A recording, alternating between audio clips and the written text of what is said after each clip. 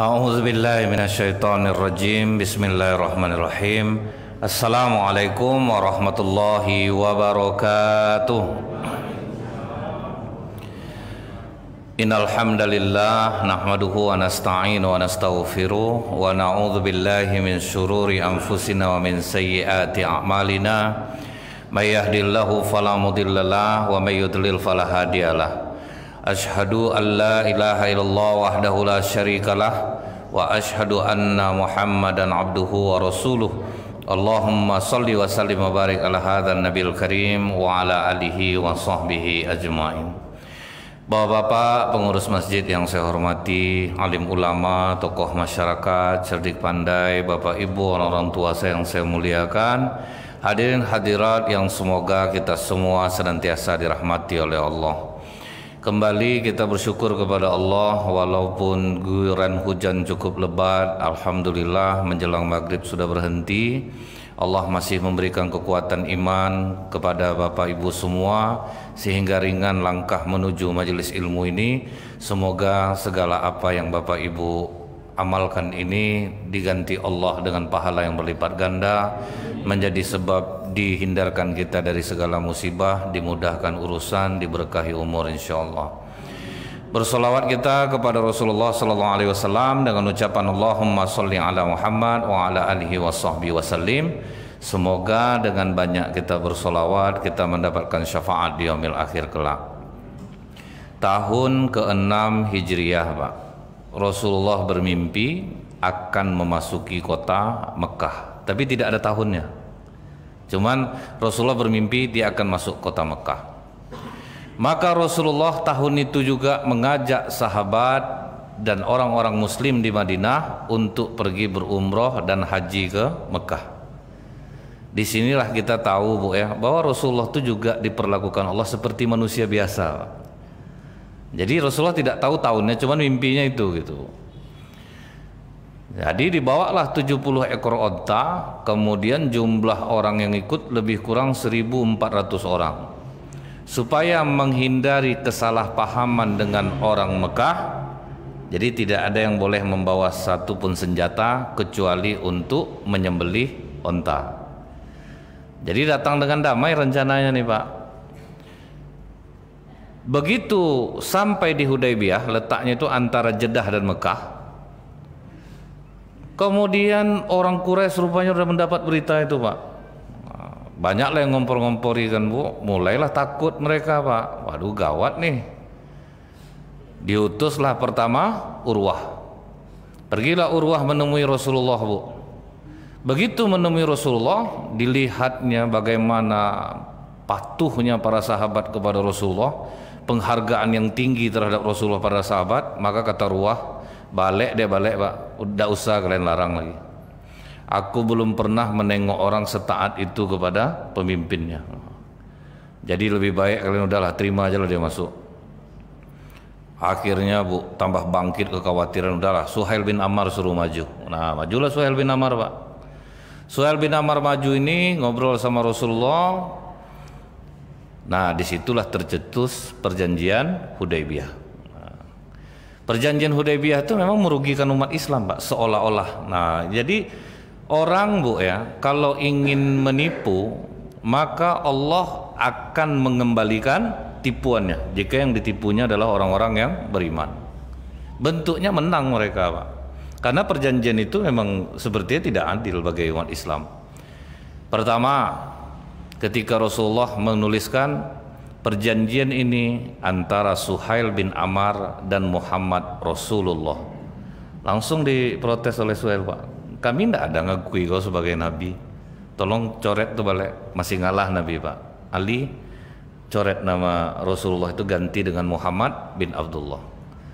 Jadi tidak ada masalah. Memangnya kalau tanpa Rasulullah itu tidak Rasul, Pak. Nah, jadi itulah kira-kira. Jadi tidak begitu penting lah masalah itu di belakangnya. Jadi kemudian, Pak, isi perjanjian yang pertama itu, Bu, gencatan senjata selama 10 tahun. Kalau ada orang Mekah yang mengikuti Rasulullah, silahkan. Kalau misalnya mereka tidak izin dari walinya, kembalikan. Tapi kalau orang dari Madinah masuk ke Mekah tidak akan dikembalikan ke Madinah. Tiba di giliran dia harus dikembalikan.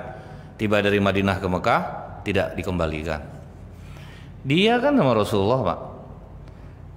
Jadi memang ini sangat berat sebelah, tetapi Rasulullah mengiyakan.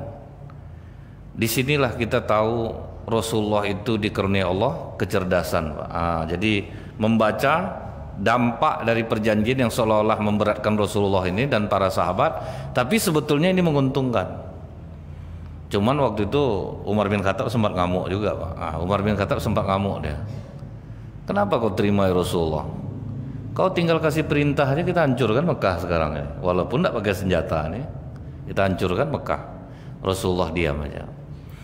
Karena apa peraturannya, Bu? Tahun ini tidak boleh masuk.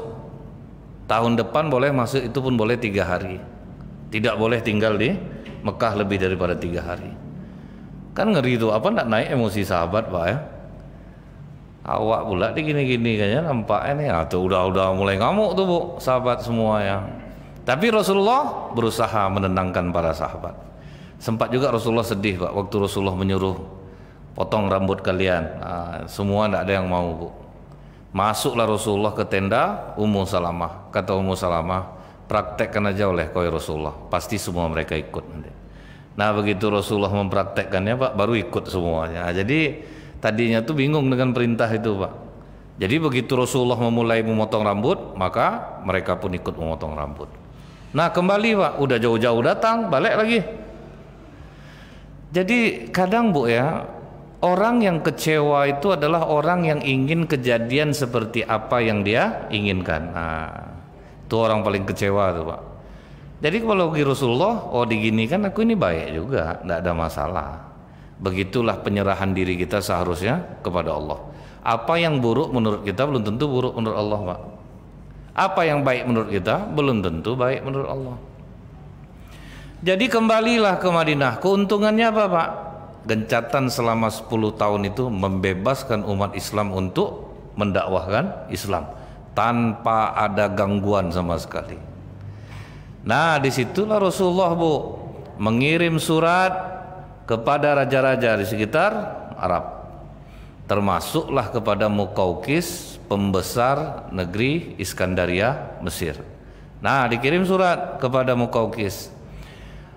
Tapi di antara surat yang masuk itu, Pak, tidak semuanya positif. Ada yang menentang, ada yang ngajak perang. Nah, gitulah namanya mendakwahkan Islam nih, Bu, terganggu rasanya berhala mereka, tentu ngamuk deh, Pak. Cuman Muqawqis yang sangat menghormati kedatangan surat Rasulullah yang dibawa oleh Hatib bin Abi Balta'ah. Begitu sampai di tangan Muqawqis, diciumnya surat itu, Pak. Dia menghargai surat dari Rasulullah. Nah, kalau kayak gini kan agak enak juga hati ya, Pak ya. Merasa dihargai lah, Bu ya. Dihargainya surat Rasulullah. Jadi makanya, Pak ya, Rasulullah ini mengajarkan kepada umatnya itu untuk beradab. Diutus ke muka bumi untuk menyempurnakan akhlak. Kalau orang berakhlak, maka orang akan mudah terketuk hatinya kepada Islam ini. Nah, jadi Rasulullah, Bu, memang mengajarkan kepada para sahabat, sehingga pernah, Pak ya, di antara sahabat tuh, Bu ya, yang diakui keilmuannya itu adalah Zaid bin Sabit. Dan Rasulullah punya karib kerabat Ibnu Abbas.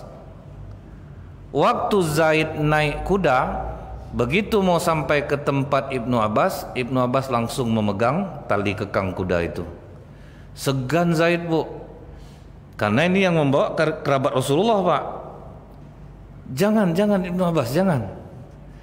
Rasulullah mengajarkan kami untuk memuliakan ulama. Jadi beginilah Rasulullah mengajarkan kami. Itu, Pak ya.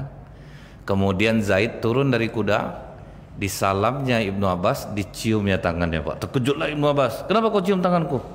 Beginilah kami diajar Rasulullah untuk memuliakan zuriyahnya.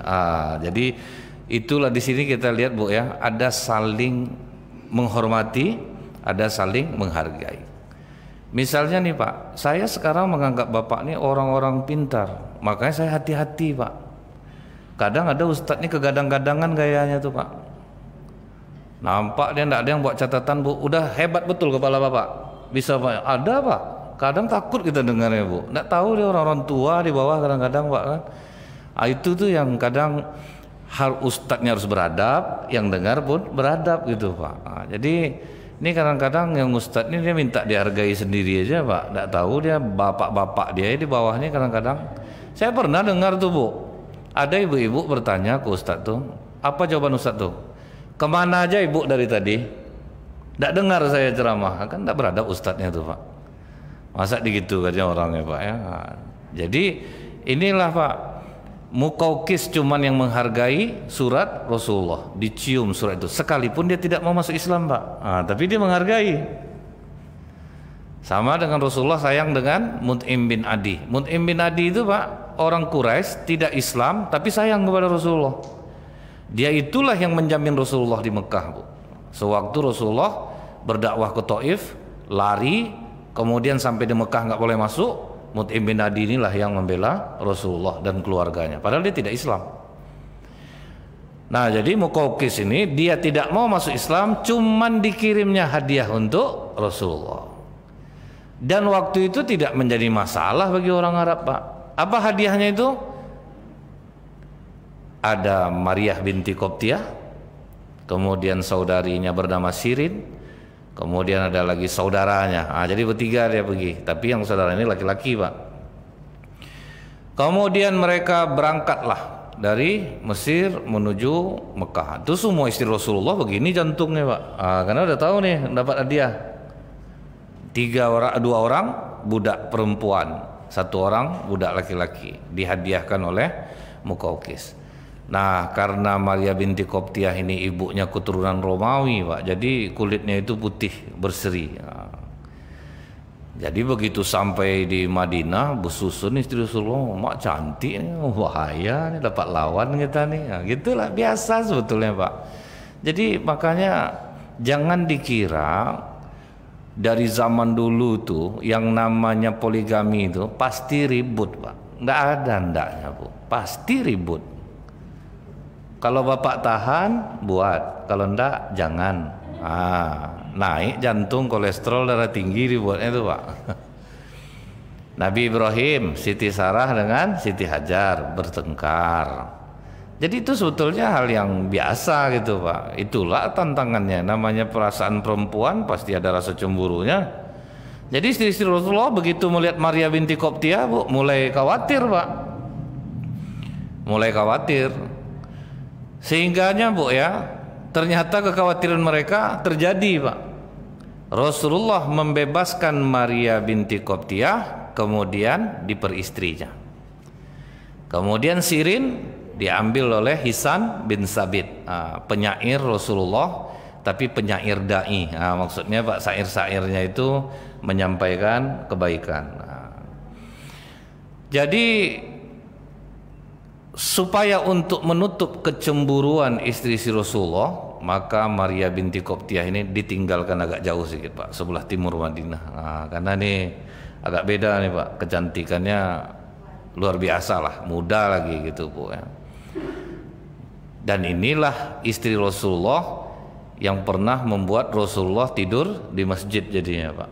Bukan masalahnya sama Maria binti Qibtiyah Bu, istri lain ngamuk Pak, istri yang lain ngamuk. Jadi waktu itu Rasulullah sedang bertamu ke rumah Hafsah, dan itu giliran Hafsah. Hari itu giliran Hafsah. Hafsah minta izin kepada Rasulullah untuk pergi menemui ayahnya Umar bin Khattab radhiyallahu anhu. Hafsah pergi, kebetulan Maria lewat. Nah nampak Maria lewat, ya namanya suami tentu dipanggil Pak. Maria sini. Masuklah Maria ini Bu ke dalam rumah itu. Tidak lama berselang Hafsah datang. Nampak dia ada sendal lain, wah, langsung assalamualaikum, masuk ke dalam kamar, nangis.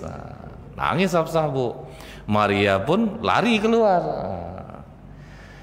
Disitulah Rasulullah minta maaf kepada Hafsah.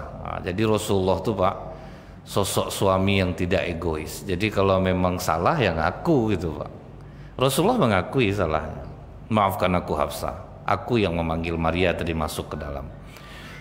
Dan aku mohon jangan ceritakan hal ini kepada yang lain. Karena kalau mereka dengar tentu mereka akan marah, karena udah ada kecemburuan dari awal Pak, ditambah pemicunya Bu. Jadilah dia. Ternyata Hafsah bercerita kepada Aisyah. Naik pula Aisyah Pak, ceritalah ke istri-istri yang lain. Maka mereka marah kepada Rasulullah Bu. Nah, gara-gara kejadian itulah Rasulullah tidur di masjid, beralaskan pelepah kurma sampai berjejak punggungnya. Jadi Rasulullah tuh Bu dimusuhi istri itu wajar Pak, enggak ada masalah sebetulnya. Jadi Bapak janganlah malu lagi Pak ya, kena marah sama istri depan orang ramai, santai aja Pak. Rasulullah udah melewati itu tuh. Rasulullah lagi Pak, seorang Rasul Pak. Ini mentang dia ustadz misal Bu, dia mau sama istrinya di luar. Nampaknya di rumah, tolong tenggang abang deh, abang ustadz nih. Itu terlalu tuh Pak. Jadi Bu jangan tahan-tahan Bu ya. Pokok di mana Ibu mau ngamuk aja lah, enggak apa-apa. Kalau berkelakuan Bapak nih Bu, enggak apa-apa, ngamuk aja. Rasulullah biasa aja Pak. Enggak ada Rasulullah Bu ya merasa dimusuhi istri ya. Karena inilah problemnya. Inilah problem dalam rumah tangga. Datang orang bilang Ustadz membuka aib Rasulullah. Di Rasulullah itu enggak ada yang tersembunyi Pak. Itulah makanya Bu enaknya kita meneladani Rasulullah ini, tidak ada yang tersembunyi. Akhirnya datanglah Umar ke masjid Bu, minta izin sama Bilal mau menemui Rasulullah. Kata Rasulullah tidak usah dulu. Rasulullah itu Bu, kadang kan kalau kita bercerita sama orang hati sedang tidak enak itu kan Pak, nanti kan yang tidak teromongkan gitu. Jadi maka Rasulullah tidak mau. Dan ini pelajaran juga bagi kita Pak. Kalau kita dalam keadaan masalah, hati belum tenang, jangan dulu ngobrol gitu. Sampai akhirnya Umar tidak sabar Pak. Umar tidak sabar di luar. Ya Rasulullah, jika kau mengizinkan akan aku pancung istriku, akan ku pancung anakku. Mau dipancungnya anaknya Pak. Disitulah kata Rasulullah, suruh dia masuk Bilal. Masuklah Umar, menengok jejak pipi Rasulullah itu tuh Pak, kena jejak tempat tidur tuh, menangis Umar Bu. Raja-raja Kisra hidup dalam kemewahan, kau seperti ini ya Rasulullah. Biarkan mereka disegerakan di dunia Umar, bagian kita nanti di akhirat. Itu Rasulullah menghibur hati Umar. Kemudian Jibril datang kepadaku mengatakan bahwa Hafsah adalah istrimu di surga karena dia banyak berpuasa. Jadi kelebihan Hafsah itu Pak, puasa sunatnya kuat. Jadi rencana Rasulullah mau menalaknya Bu, turunlah surah At-Talaq ayat 1 itu berkenaan dengan masalah Hafsah. Allah yang melarang. Biasa cemburu itu biasa, itulah tibanya Pak. Kalau bagi kita kan masalahnya udah besar nih Pak ya. Allah katakan tuh biasa, dia bukan melakukan perbuatan keji. Jangan kau keluarkan dia dari rumahnya azab. Begitu kata Allah Bu, biasa cemburu tuh. Jadi Bu jangan tahan cemburu Bu, tarik Pak pulang. Dan lain rasa nampak-nampaknya Bu ya, lah ada cerita biasa Pak. Jadi kita udah tahu nih Pak, kalau kita dimarahi istri, termasuk saya misalnya sedang Bu dimarahi istri, nampak sama bapak saya tidak malu lagi gitu. Memang seperti itu biasa aja sama Rasulullah. Tidak ada masalah. Siapa kita dibanding Rasulullah Pak, sampai kita lah emosi-emosi nak tentu arah, jaga-jaga image gitu Pak kan. Nah jadi kemudian Bu, waktu sama Maria binti Qibtiyah ini, karena dia orang asing di sana Pak, jadi Rasulullah memang agak melebihkan perhatiannya kepada Maria. Jadi dibuatkan rumah agak jauh, rumahnya cukup sederhana juga Pak. Cuman dalam riwayat ini disebutkan Rasulullah seperti membuat rooftop lah Pak. Jadi ada tempat duduk di atas itu. Situlah Rasulullah kadang duduk. Yang membuat Rasulullah sangat bahagia, semua istrinya setelah Khadijah tidak ada yang punya anak. Hamil Maria Pak. Itu tambah senang hati Rasulullah SAW. Jadi betul-betul dijaga betul kehamilannya. Jadi istri-istri yang lain ya agak inilah, wajar lah ya Pak ya, agak cemburu lah sama Maria ini. Begitu Maria melahirkan, nah Rasulullah itu tidak sembarangan Pak. Mulai dari memberi nama, dikasihlah nama Ibrahim. Nah sama dengan Nabi Ibrahim. Kemudian Bu, perempuan yang menyusukannya pun tidak sembarangan Pak. Yang dicari betul Bu, diseleksi orang-orang yang betul baik. Nah jadi memang adat orang-orang Arab pada saat itu Bu, mencari ibu susuan. Nah, memang seperti itu gitu, Bu. Jadi dicari ibu yang baik, yang akhlaknya untuk menyusukan anak. Jadi istri tetap bisa melayani suami dengan baik. Nah, itulah waktu itu adatnya dan itu biasa. Kalau di sini kita buat baru lucu, Pak, ya. Nah, tidak sesuai pula dengan urf kita, kebiasaan kita. Hal-hal seperti ini tabu, Pak, gitu. Mungkin marah orang anak dia orang lah menyusu kan. Nampak betul pemalas emaknya. Itu kan nanti kata kita, Bu.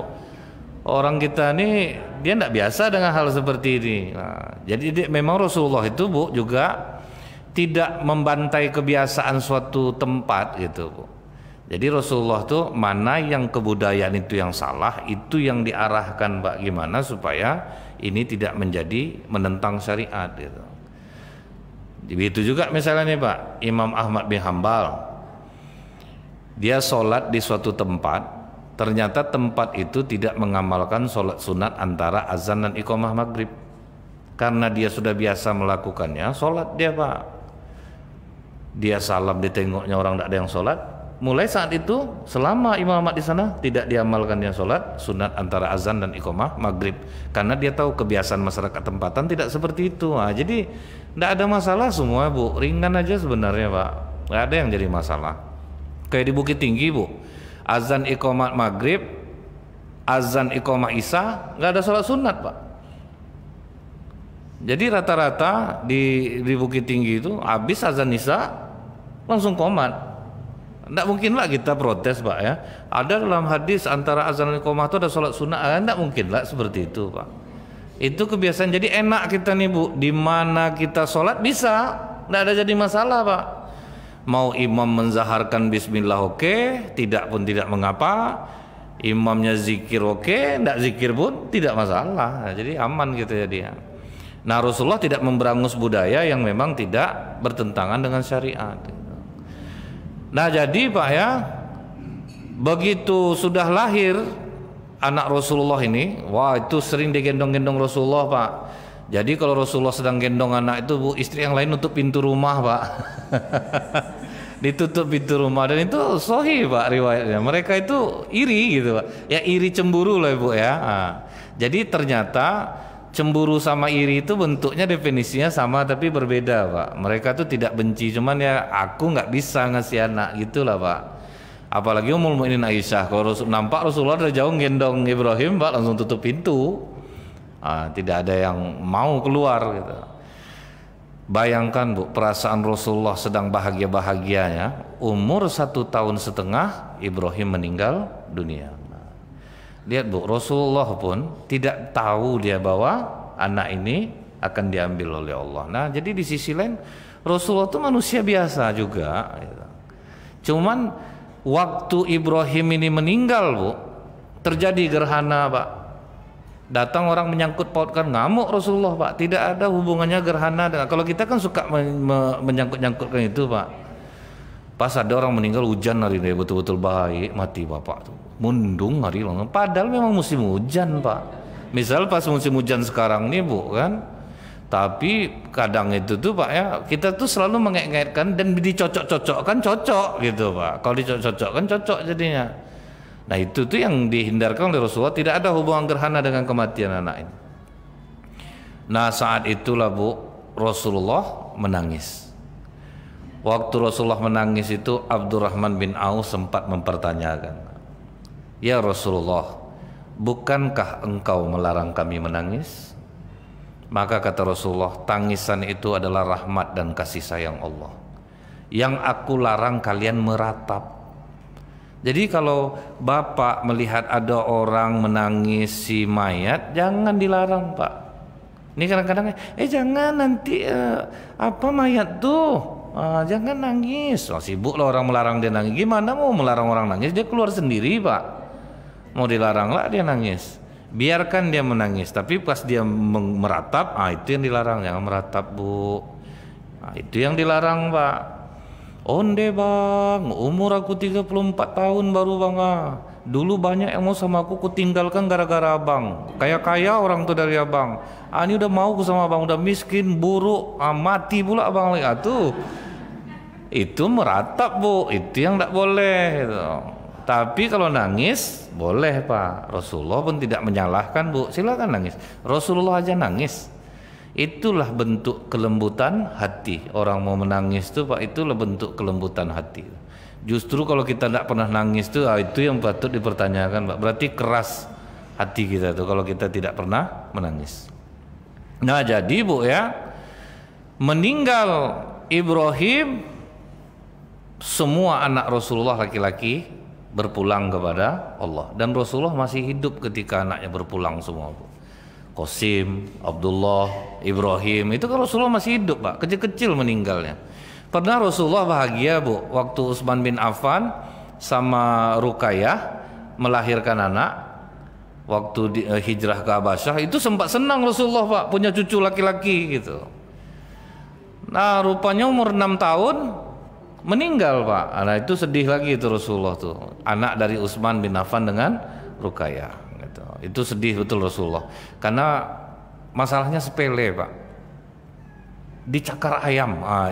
Jadi dalam riwayat enggak fatal Bu ya, bentuknya sepele, tetapi itulah meninggallah cucu Rasulullah di antara Utsman bin Affan dan Ruqayyah. Jadi semua diambil oleh Allah, anak-anak Rasulullah. Rahasianya apa Bu?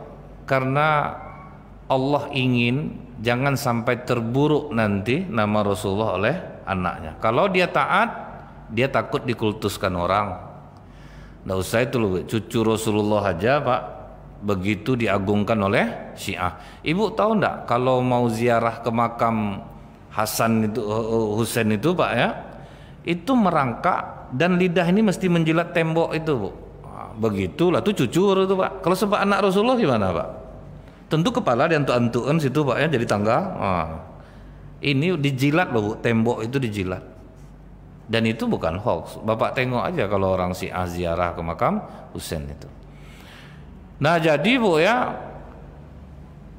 Rasulullah itu sempat sedih Pak, karena orang Arab waktu itu mencemooh dengan sebutan abtar, laki-laki binasa, tidak punya anak laki-laki. Itu dibully Rasulullah Pak.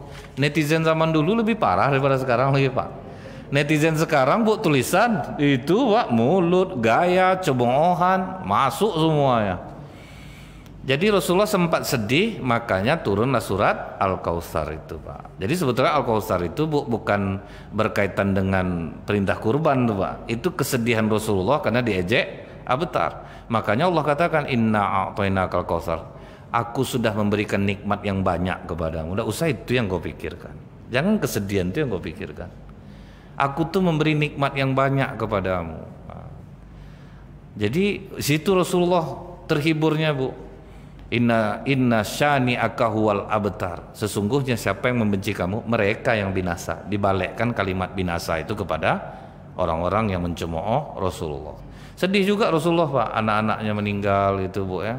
Tetapi begitu dikatakan Allah nikmat yang banyak, Rasulullah tahu bahwa kalau sempat anaknya ini tetap hidup, nggak tahu bagaimana orang mengkultuskannya. Nah takutnya itu Pak, kalau dia jahat maka hancurlah nama Rasulullah. Nah itulah Bu rahasianya.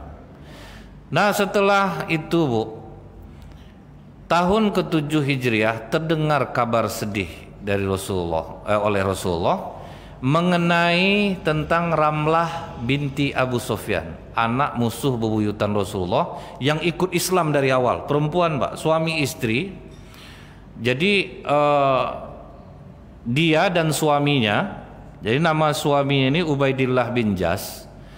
Bayangkan Pak, jarak dari Mekah itu Pak ke Ethiopia itu, Habasyah itu kan Najasyi itu Bu, Raja Najasyi itu tuh di Ethiopia. Jaraknya itu kalau jalan darat 4.488 km loh Pak. Berputar jalannya Bu untuk sampai ke Ethiopia tuh.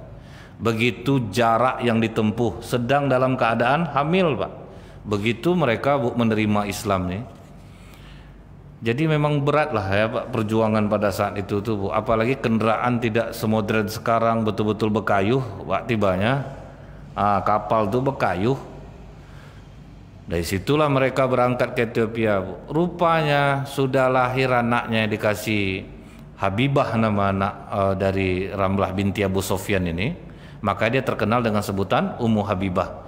Lahir anaknya murtad suaminya, Pak. Udah begitu perjalanan. Jadi jangan dikira walaupun udah sejauh itu mereka hijrah, Pak, rupanya terpengaruh juga jadinya. Jadi begitu di Rasulullah senangnya apa, Bu? Raja Najasyi masuk Islam. Ini malah Ubaidillah murtad, masuk Kristen.